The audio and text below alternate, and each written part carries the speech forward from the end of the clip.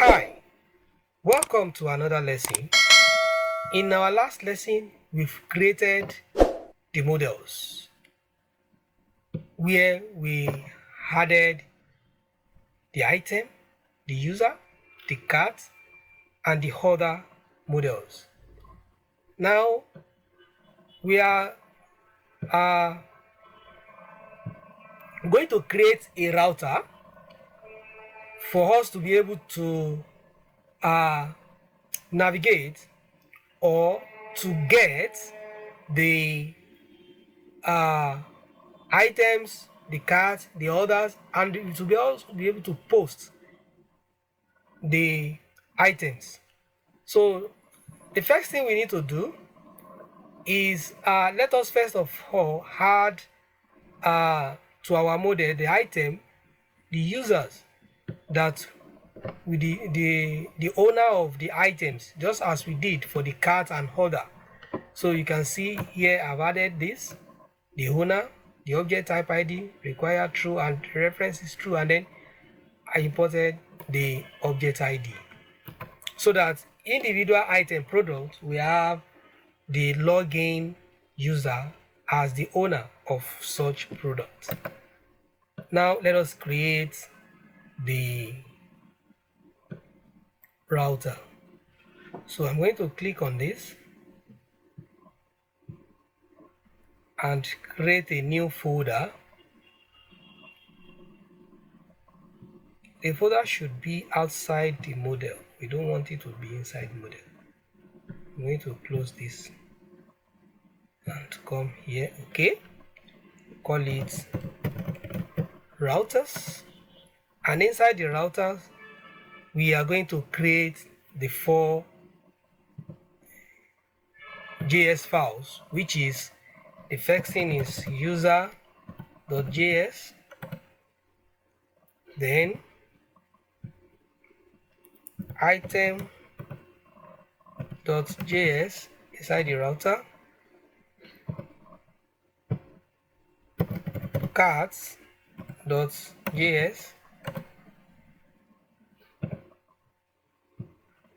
and other.js.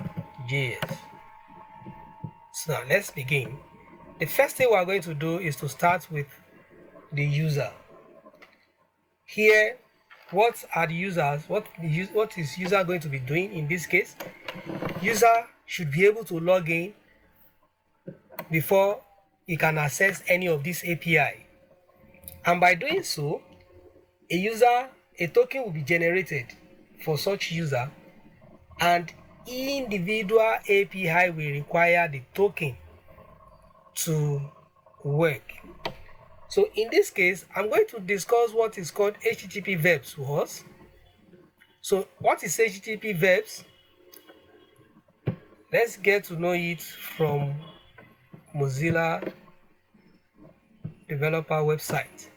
HTTP defines a set of request methods to indicate the purpose of request and what is expected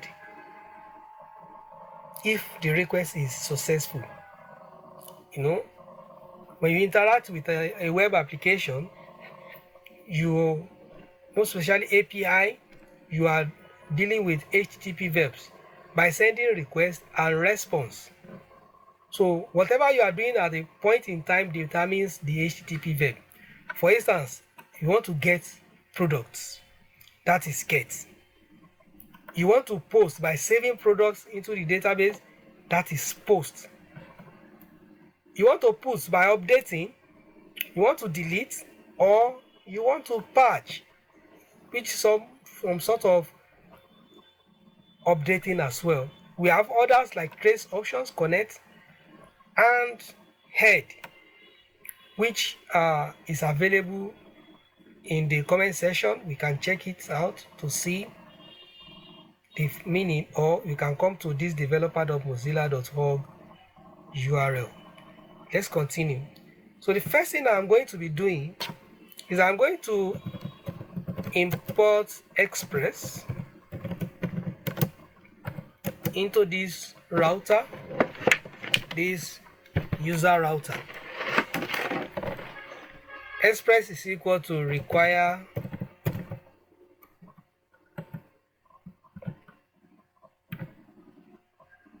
express, then we have to import the user model,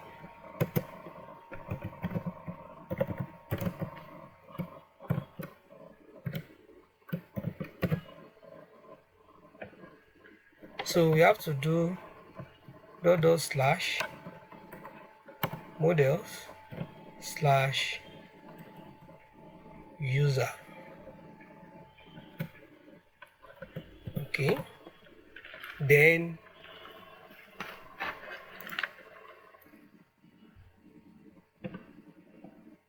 we will create the router.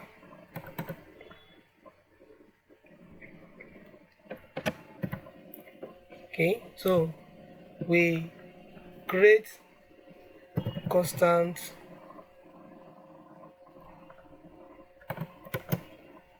router is equal to new express dot router function. Now we can now begin to create the HTTP verbs. So the first thing we have to do is a user sign up. How would the user create his account? To create a user account, which will be sign up, we have to, when the username and the password is entered for the user, we need to look at what are the objects that we are to enter for a user. When we come to the model, we'll see that user requires a name, email. To create a user, we have name, email, and password. Then a token will be generated. So in this case, for a token to be generated for a user, we need to modify the user's model. Just before we export the model, we are going to create a generate token function to create token for the user. So we'll do that by doing user schema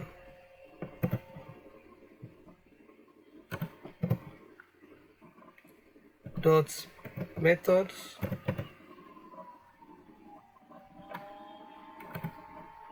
dot generate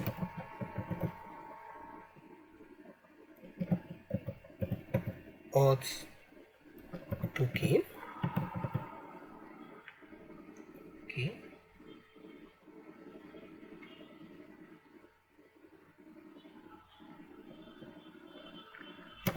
is equal to asynchronous function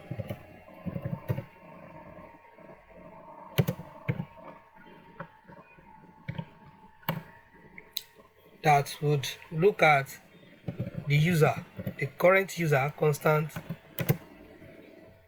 user is equal to this. That is the particular user that is being dealing with. So constant user is equal to this. Then we are going to say constant token of that user is equal to JWT for JSON Web Token dot sign. So this sign is used to create a token. So what is going to be our token is going to be the object of that user. The user ID in MongoDB is always underscore ID. of the user. So we are passing it into underscore ID as what? User dot underscore ID from the MongoDB as a string.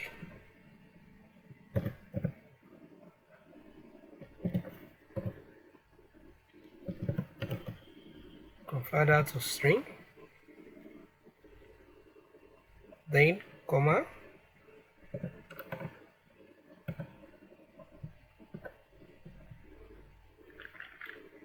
then we are going to create a JSON web token secret in our dot environment. This is done so that we won't be putting our keys into the code directly. Secret. So we can just call it anything for now. So now I will just call it NodeCommerce. That's the JSON security. So here now we go back to the model where we're creating our token generation function. So I will now say process dot environment dot JSON secret. Okay, so that is that about the secret. Then we continue. So our user dot tokens, remember the tokens up there here will now be equal to user dot tokens dot concatenate with what? With the object of token. So with this function will run whenever we are creating a user. A token will be generated for such user. So in this case, it will happen before a user is saved. So we now going to await. Then we can now save. User.save.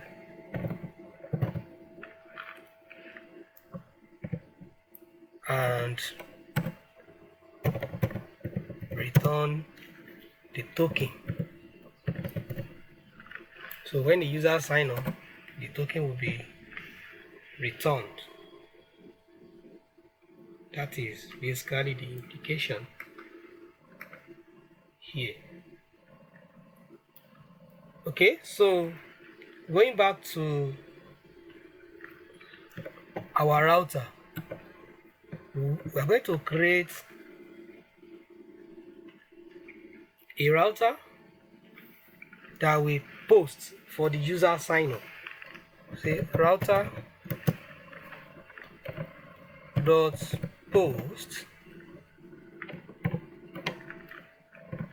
What will this post? When you see slash users, remember the URL is localhost colon 4500 as we have it here. So when they now put slash users and it is a post in the URL will look at the post method and performs the following asynchronously. Async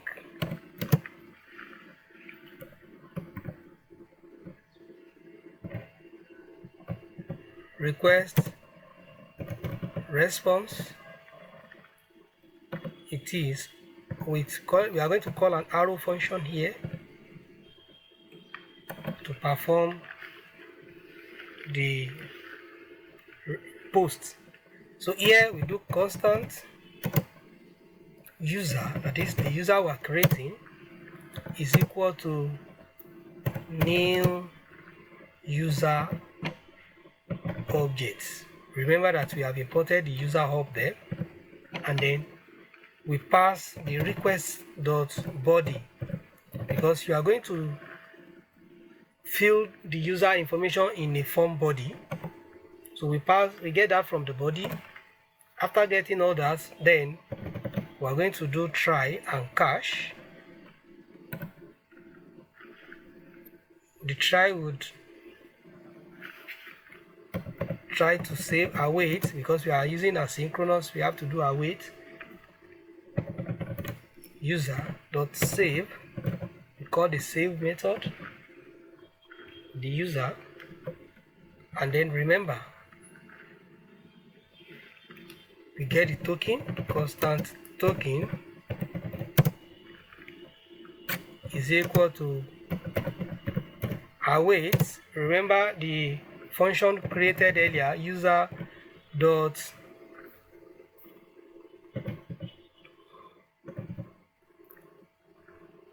generate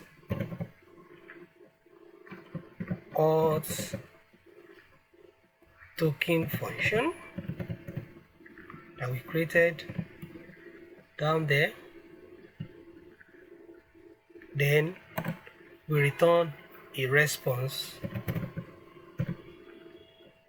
of status. Now the HTTP verb, let's look at the HTTP verb response status code. So I'm going to look for this in HTTP verb status code. Okay, so let's look at some HTTP verb status codes right here. We can look for the one of Mozilla. If we didn't see on time, we can look at any one of these and make use of.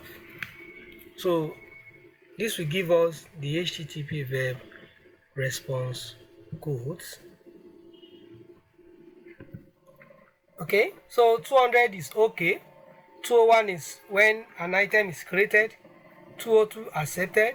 204 no content. And we have a lot of it. 400 for batch request. 401 unauthorized. 403 forbidden when a URL is not found or an item doesn't exist. 405 method not allowed, and on. 500 internal server error.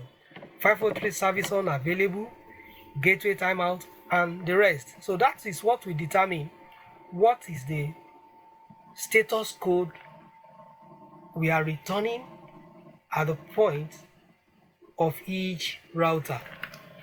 In this case, if you were able to create a user successfully and the record saves and you get the token, then the status response.status should be okay, which is what? Let us check that again.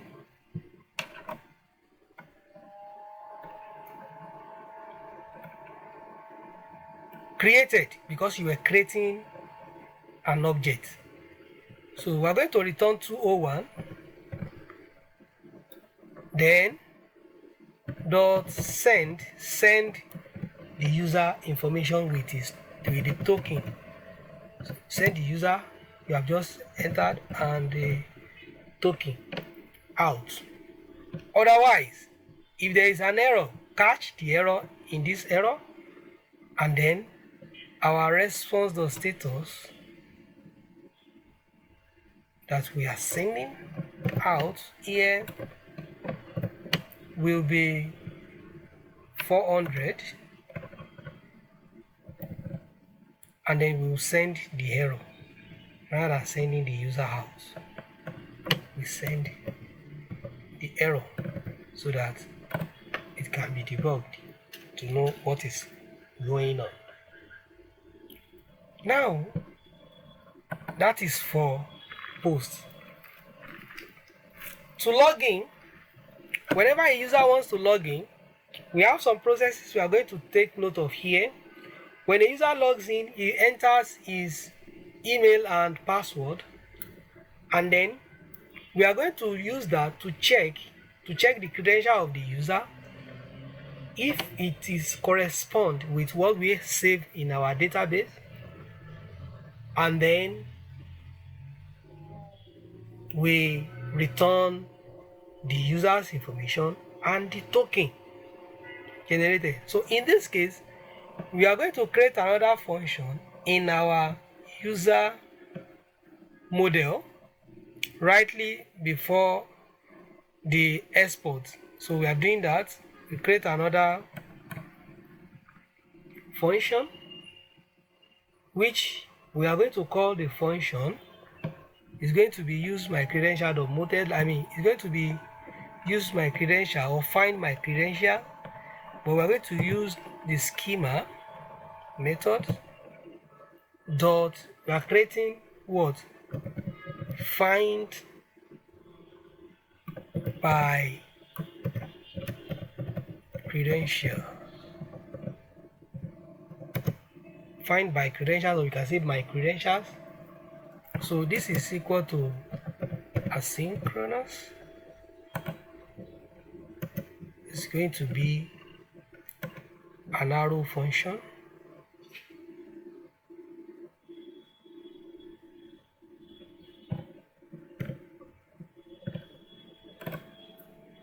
So asynchronous, what we are requesting from the user is the email. Remember, I said that to log in, email and the password. We get the email and the password from the user, and then constant. The reason why we are creating these functions here is that it is going to execute as we are getting the user's object. So await user dot find one.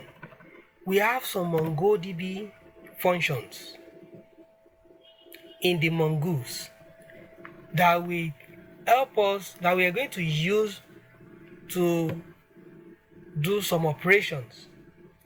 Taking for instance, if we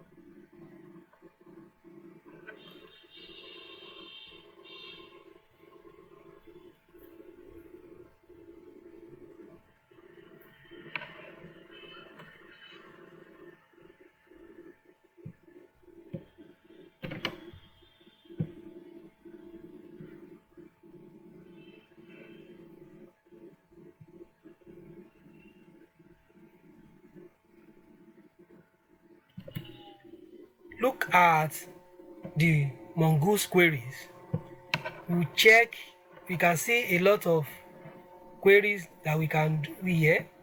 Find is to find document, but the find one we are looking at is here. Look at it, is to find one document. In MongoDB, a record is referred to as a document. So in this case, and we have a lot of it that we're going to use, you can see find one is to find one document. If you want to delete a record, we can find one and delete the record. If we want to update, we can find one and update the record. We can also find by ID, delete one, delete many, and lots more that we can do with Mongoose functions. So let's move on with what we want to do. What we want to do inside this find by credentials, we are going to find one what? We are going to find one document and we pass our object into it. But this time around, we are only looking for a user by its email. So we look for the email, and then we will now check if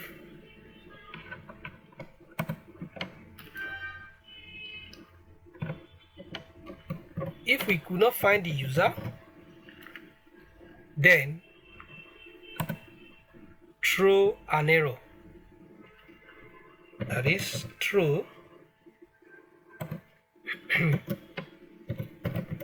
error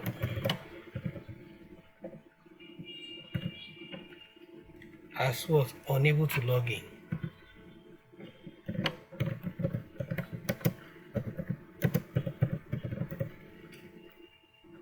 Otherwise, if we found the user, that is constant, we're going to create a variable, call it is match. That is, if the email and password matched, then we are going to compare. This time around we are only looking at the email, we've not checked the password. So we now want to compare the password, and remember that our password is encrypted. So bcrypt.compare is what we're going to use to compare the new password entered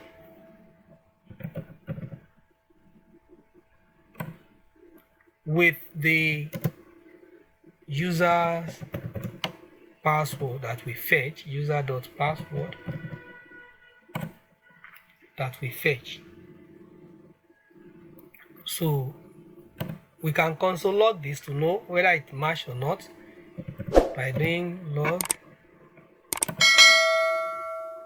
is match. This will tell us true or false. Then if it match, we're going to check that. If it's match,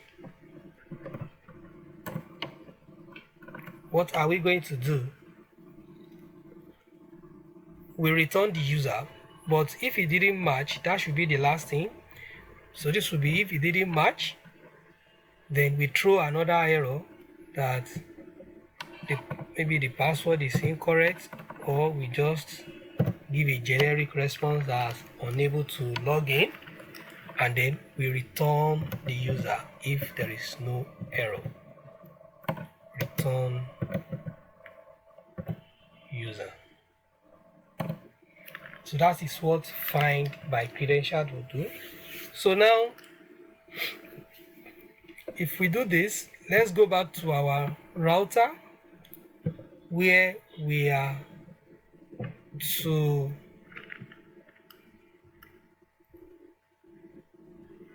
log a user in. So what are we going to do at the point of logging user in? We are going to do similar thing to this, but let me do a copy and paste and then change the HTTP verb. This time around, this will be we are still posting to login, but it will be slash login, then asynchronous request. So we are not getting the response from the body yet. What we are going to do at first is to create the user and find the credentials. So do constant user is equal to await dot user dot find by credential.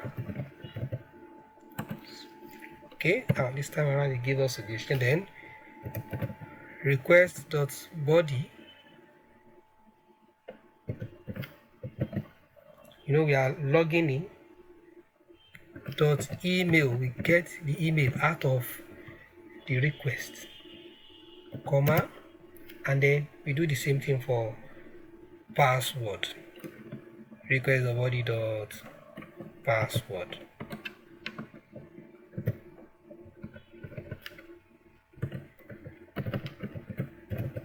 If we like, we can pass the entire request here, but if that is what we are doing, sorry, this is not dot. If that is what we are doing, then in the model, what we will do is that we will just get whatever that is being passed here as an object and destruct or extract out the email and password out of it. But we're already doing that in the router by passing it individually, which is fine. Then we get the token. We are not saving user. In this case, we're going to remove that. So we get the token from token generation, and then we send response dot we send the response by sending the user and the token.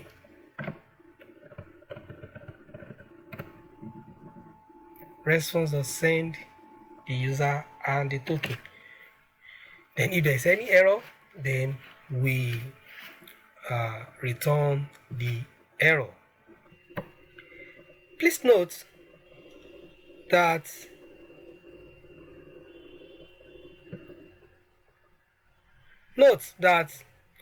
Mongoose provides us with a pre-middleware which runs before any action is specified. Here, we'll be choosing the save action. For instance, before a user is saved, we want to check if that user password has been modified or it has been changed. Then we make sure we hash the password. This is good in the case of our saving a password, modifying a user account, or saving a new account, just like this, our first post to sign up. So we're going to create the user inside our model, user model, create the function, just like before we export, as we have created all this. So I'm going to do the same thing as we did earlier by using the user schema.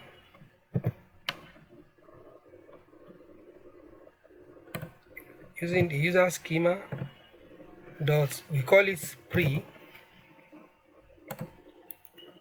that is before a pre-action happens, which this time around it is save, that is before a save occur, check the password. So we're going to create an asynchronous function.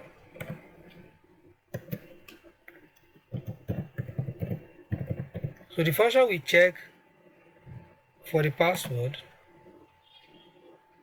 So in this case, we are not giving it any name.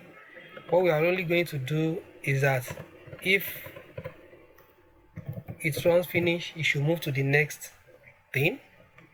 So this time around, we just create a user, constant user. It is this user. Then we check if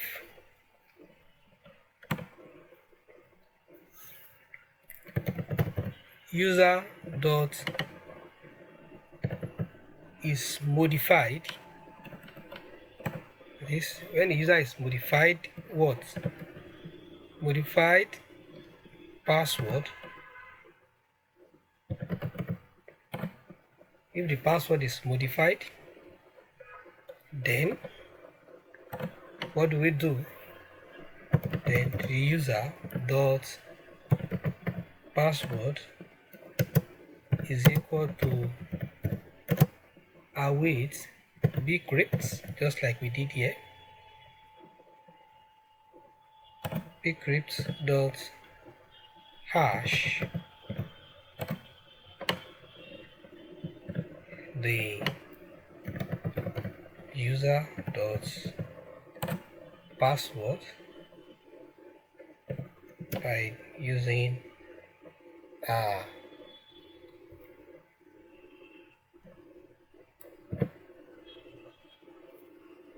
it, and then after this we do next function. We call the next function, that is move to the next thing, that is continue when you after hashing the password. Now let us go back to our router and do a logout route. The logout route will be protected route, as it is only a user that is authenticated that can log out. So we need to find out a way to know if a user is logged in or not. So to do this, we have to create a custom middleware. So this middleware will require a token sent from the front end, then verify this token by changing if it is valid and then adding the user to the request body. So in order to do this, we have to create a folder in our root folder and call it middleware. So this middleware is what will be a place where we put the authentication middleware. So we call it middleware.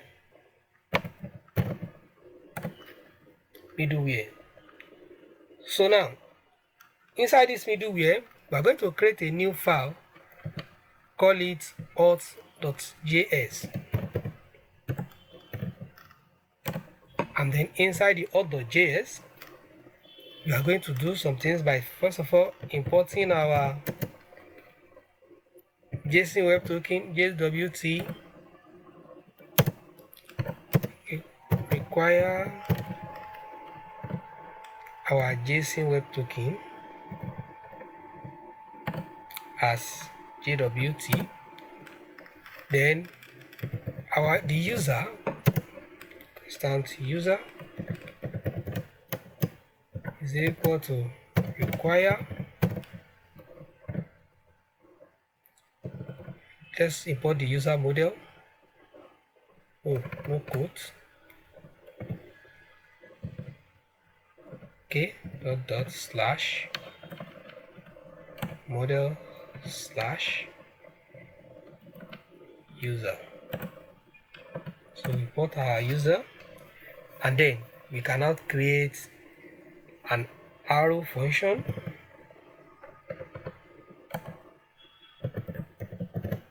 constant and call it auth. What will this function do? It will authenticate the user and move to the next. So it's going to be like an interceptor between our APIs to confirm, is this person logging in? Do we have tokens set? Then continue with the next thing. Maybe is to fetch an item, is to add item to cart, or check out of the system. So authentication is equal to asynchronous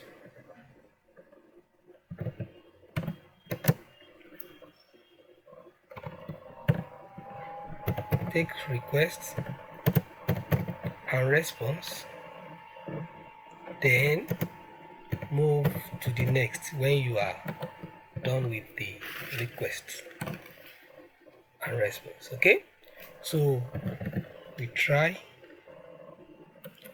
and catch by creating a token.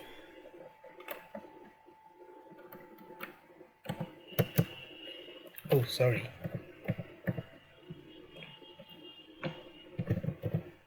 Constant token is equal to request dot header. So here now the token will be passed over the header and it's going to be in this format. It will have authorization,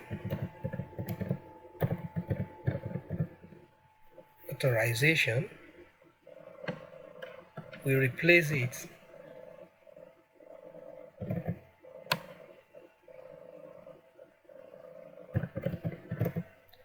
authorization dot replace what in the authorization header, replace Biara,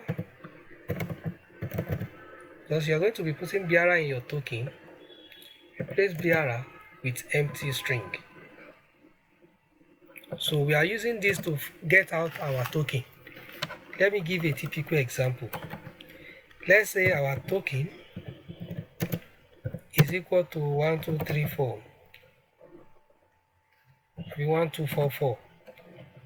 Whenever we want to input our token in the our API call, maybe we use Postman or whatever application we are using to call the API, we are going to be setting the token as, say, Biara 1244. This is what will be the way we are going to be setting it. That is why it is going to be set in the authorization. That is why we first of all remove the Biara word out of the token so that we can get the token itself. Otherwise, the token will be invalid. Then we can now get the decoded token from JWT dot verify.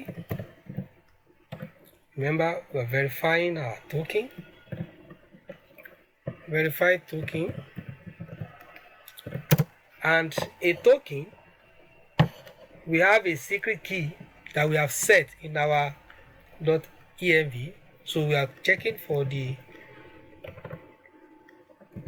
env process dot env dot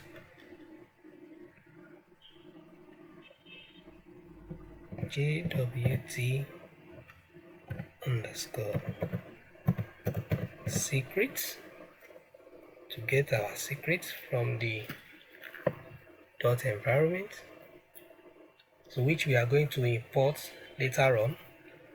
We're going to import .env, require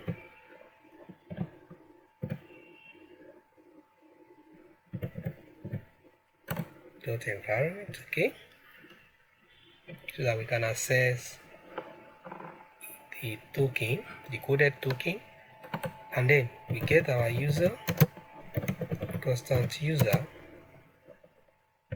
is equal to await user.find1.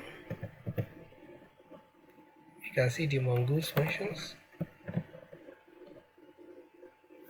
Find one what? Find one by ID. So pass in our object ID to be what? To be the decoded dot underscore ID. Remember when we were creating the token last time, we put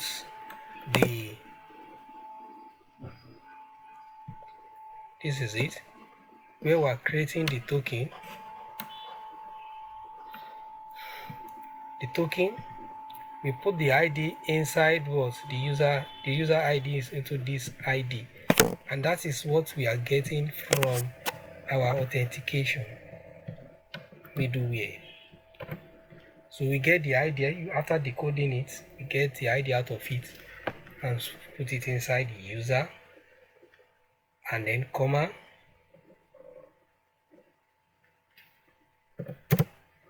we now say tokens dot token is what is our token. So after doing this, we check if we could not get the user.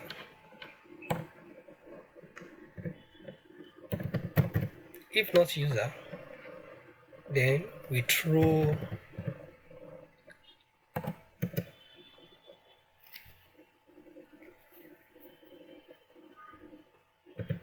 a new error.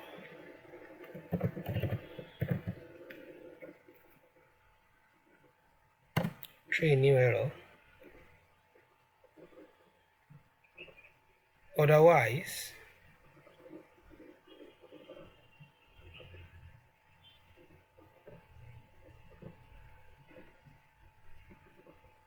we get the request token. So request dot token is equal to the token, and then request dot user, we set the token and the user so that when it continues, we are going to have access to the token, and the user is this user. Then we move to the next function. Otherwise, if there's any error, we return response dot status is what is 401 dot send out error, and the error will be what is going to be an object.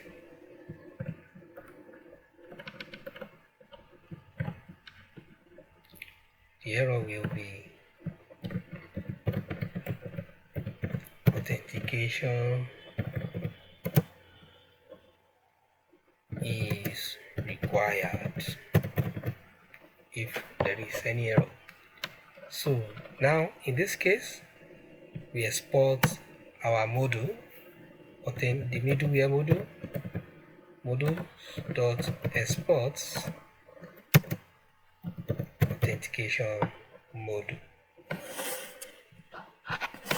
Okay.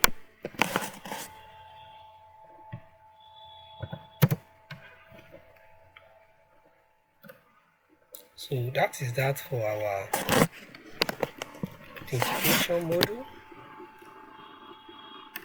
We have error somewhere.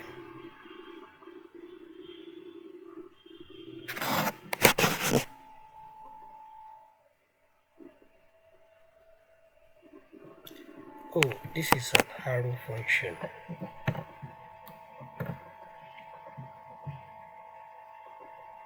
Okay, so we are fine. So in case you may be wondering what made me know that we have error, it was showing red here. Let me go back and remove that. You see, it did not take it out. Even all these ones were not showing error, but yet it's still showing red yet, letting me know that there is an error, there's a problem. So until I correct that we're able to get across. So this is how we set up the authentication middleware. We can now create our logout by going back to our router, still under the user. We create let me use this one and modify it. So I'll post user slash logout.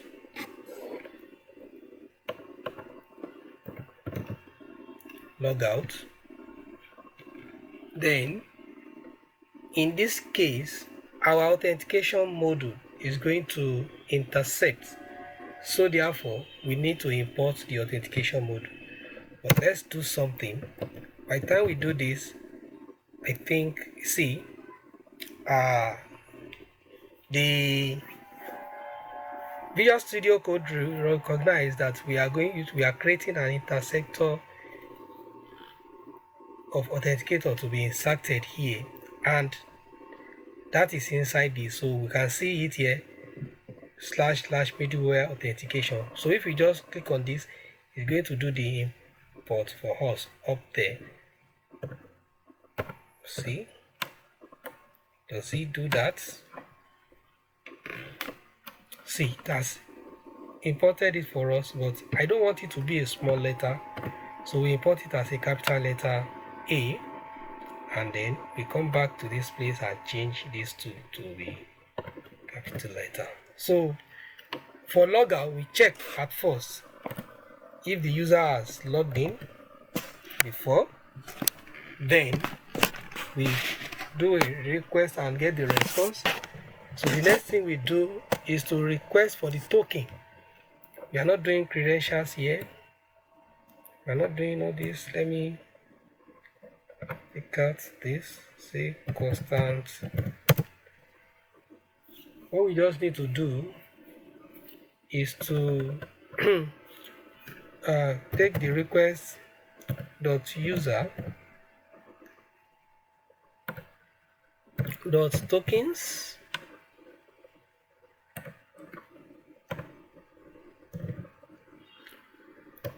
is equal to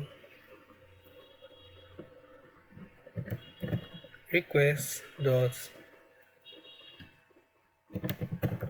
user dot tokens dot filter. You need to filter the token with a function. So I'm going to create a function, arrow function here, that will do the work. Okay, so inside the arrow function, we pass the token, and then this will return the token dot token, that is the token that is inside the token, not equal to request dot token. Okay, so we get the token. After that, then we move on by saving the user.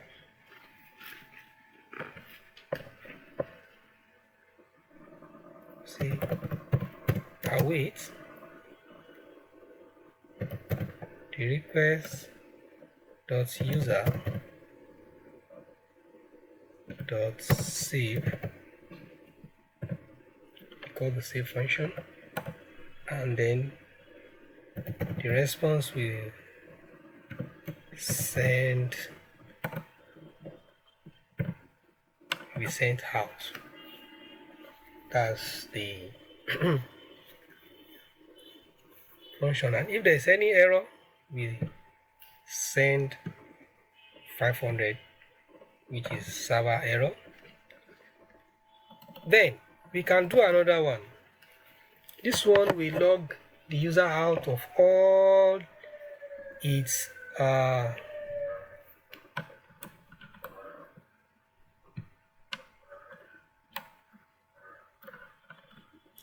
devices.